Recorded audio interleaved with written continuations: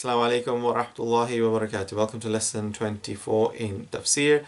Alhamdulillah Rabbil Alameen. حمدا كثيرا طيبا مباركا فيه ملء السماوات وملء الأرض وملء ما بينهما وملء ما شئت من شيء بعد اللهم صل على سيدنا محمد وعلى آله وصحبه أجمعين وبعد. We continue with Surah alFajr, the second part now, part 2. This is the dawn. So this is now the next verse. فأما الإنسان إذا ما ابتلاه ربه فأكرمه ونعمه فيقول ربي أكرمن. And when insan, so when he mentions insan, it's speaking of the disbeliever, the kafir, the disbeliever, the non-Muslim, or also referring to the Muslim, the mu'min, the believer, but he's an ignorant one, so he doesn't disobedient one. He doesn't follow the commands, and he is short in following those commands that Allah subhanahu wa ta'ala set for us. فَأَمَّا الْإِنسَانُ إِذَا مَا ابْتَلَاهُ رَبُّهُ. And when Allah, He tries him, He straightens his life, He makes things, He tests him, but through what? Through actually giving. فَأَكْرَمَهُ, by giving him honor, honor in position, honor in society, honor through intelligence, that stands out. Allah subhanahu wa ta'ala has blessed him with that. وَنَعَمَهُ, and He's given him bounties in terms of health, in terms of wealth. So He's given him some blessings of that as well. Then he, فَيَقُولُ رَبِّي أَكْرَمًا, then he says, that man says, that insan says, oh, my Lord has honored me.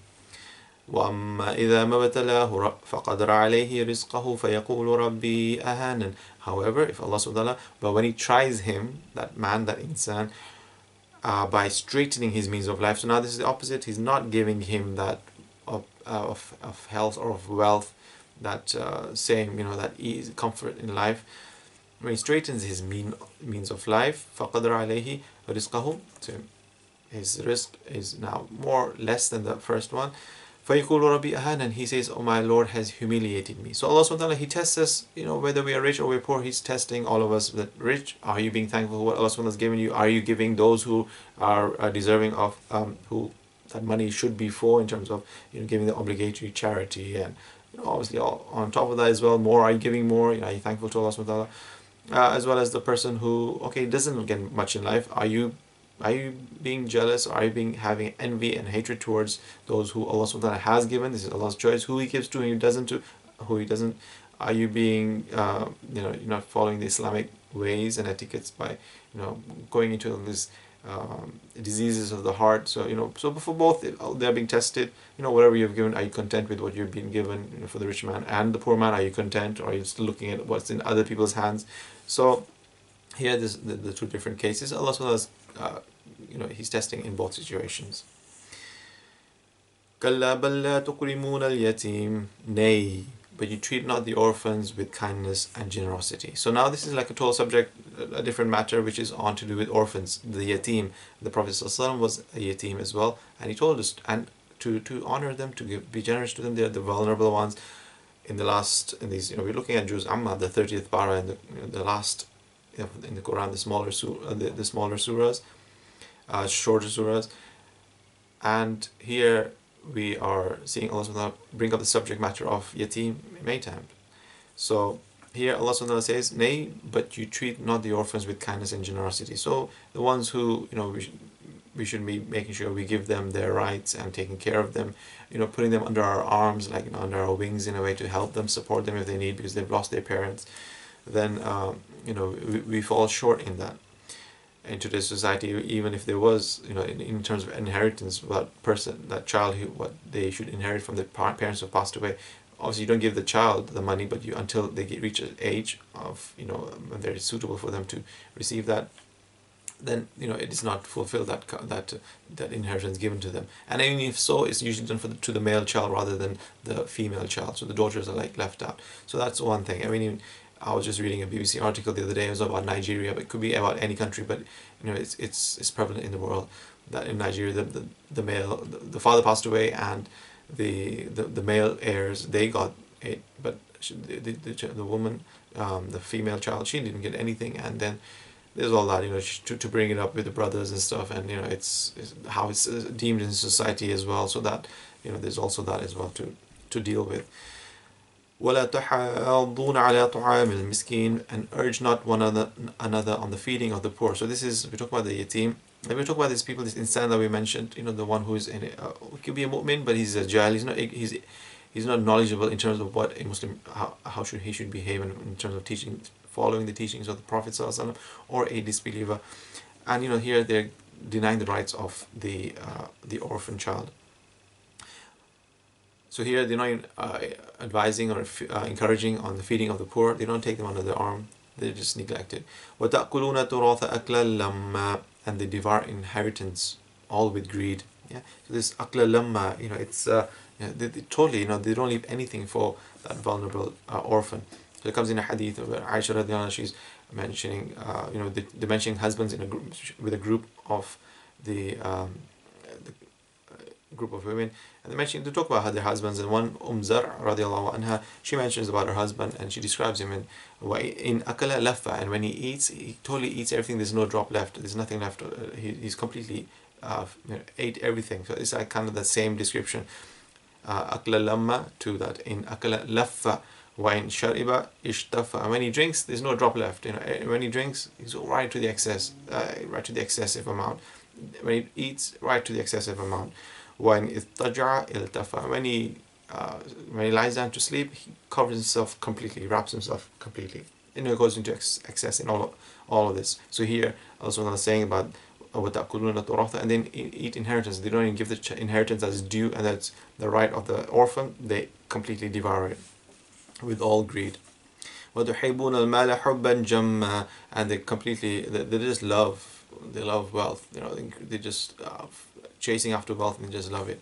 So that wealth is a test Allah SWT has put, and we need to be having control of it. We need to have wealth in our hands and control of it, rather than the wealth control us and we seek wealth and it controls us. وَتُحِبُّونَ الْمَالِ حُبًّا جَمًّا, and you love wealth with much love. كَلَّا إِذَا دُكَّتِ الْأَرْضُ دَكًّا دَكًّا, nay, when the earth is ground to powder. So now this is talking about towards the end of times, and that's also similar to إِذَا زُلْزِلَتِ الْأَرْضُ زِلْزَالَهَا.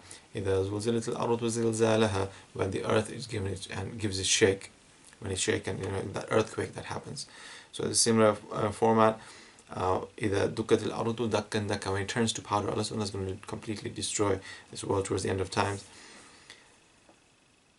وَجَاءَ رَبُّكَ وَالْمَلَكُ صَفًّا صَفًّا, and your Lord comes with angels in rows. So when your Lord comes, meaning Allah's judgment, His decree, His commands is going to come on about the hisab, about this accounting is going to come. وَالْمَلَكُ, and then the angels, they'll be in rows. And Allah is going to have His armies. Just we see how in battle movies, in battle films, how rows of armies are. Allah subhanahu wa ta'ala has His rows of angels and His army of angels that one cannot even fathom. وَجِيءَ يَوْمَئِذٍ بِجَهَنَّمَ يَوْمَئِذٍ يَتَذَكَّرُ الْإِنسَانُ وَأَنَّى لَهُ الذِّكْرَى, and hell will be brought that day. On the day man will remember. And the thing is, what is the point of that remembering then? Because there will be no point. That time period is cut off. That any more deeds can be done, any more good deeds, anything more actions that can affect the scales, and in terms of the good and bad deeds, how they'll be weighed. The time's up for everything. It's the cutoff time has come. But that day, the Jahannam will be brought. So it comes in a hadith as well. يُؤْتَى بِجَهَنَّمْ يَوْمَئِذٍ, that the hell will be brought that day.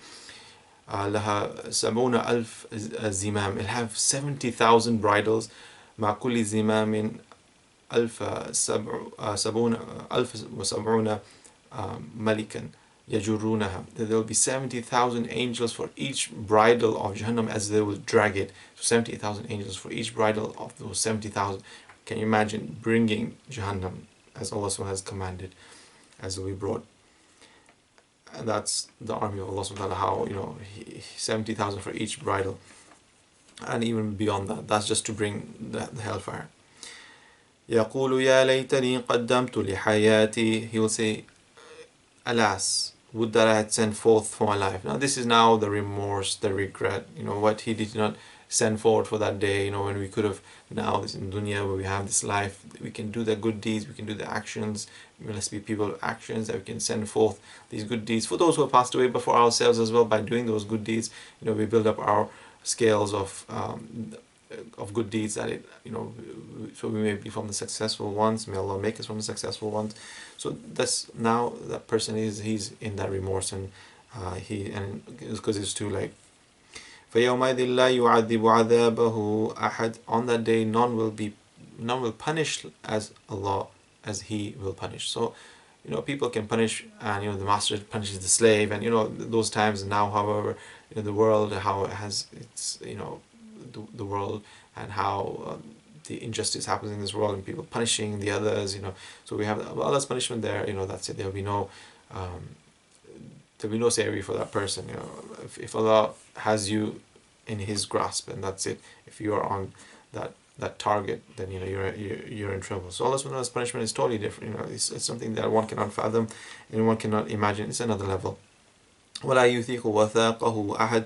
And none will bind as He will bind. So there'll be people in chains. We can bind people in chains. Even in today's Marvel movies, or people put in chains, like there's one army to another, and sometimes in movies they have these chains, but then there's something, and they can just electric circuit, short circuit it, and then you can take it off. That day there'll be nothing like that. No one can short circuit any chain once it's on you. Once it's on you, that's it. That means you're in a bad place.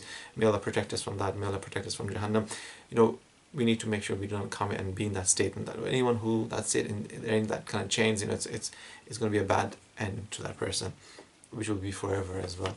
So Allah, وَلَا يُثِيقُ وَثَاقَهُ أَحَدٌ. And none will bind as He will bind, as He will chain. As like slaves used to be chained. This is now a totally different level we talk about in the hereafter. Ya ayyatun nafsul mutma'inna. Oh, the one in complete satisfaction, in complete joy, in rest. So this is that nafs al-mutma'inna. This is that at peace nafs. That soul is at peace, because it has followed Allah's commands and it's done good, and it's going to be full. Reward will be waiting for that person. So that person, that nafs, is the one that's happy with the deen of Allah has given of Islam. He's happy of the Prophet ﷺ as his messenger, and of Allah as his Rabb. All the actions that Allah has told us to do and commanded us to do, He is happy, and He fulfills it to the best of His ability, and He's happy with whatever decree Allah gives to him in life, whatever position, whatever wealth, status, everything, whatever Allah has blessed him with, He's happy with that, and content. The main thing is content. Grant us content in this life. ارجعي إلى ربك راضية مرضية. Come back to your Lord, well pleased with the rewards, well pleasing, marudiyah, well pleasing with the bounties and blessings. So you're pleased, and you'll be pleased, and you are pleased with everything Allah will give. فَدْخُلِي فِي عِبَادِي. Enter then among my slaves. So Allah saying ibadi, my slaves, is giving the honor to that, and it's saying those are special, those are chosen, because Allah He's doing that. He's saying my slaves. He's saying that possessive pronoun to Him. وَدْخُلِي جَنَّتِي. And similarly, enter my paradise. My paradise. So Jannah is such a great thing, because Allah, He's the greatest. Allahu Akbar, He's the greatest. And if He's the greatest, and He's saying ibadi, so we are being attached to the greatest. And in Jannah as well, Jannah is attached to Allah subhanahu wa ta'ala, that it is one of the greatest places and one of the greatest rewards. No eyes has ever seen, no ears has ever heard, and no one has tasted what Jannah is of. So we ask Allah to make us from those who are in Jannah and for the rewards, and that we work for it and be people of action. Wa sallallahu alayhi wa sallam Muhammad wa ala alihi wa sahbihi wa sallam.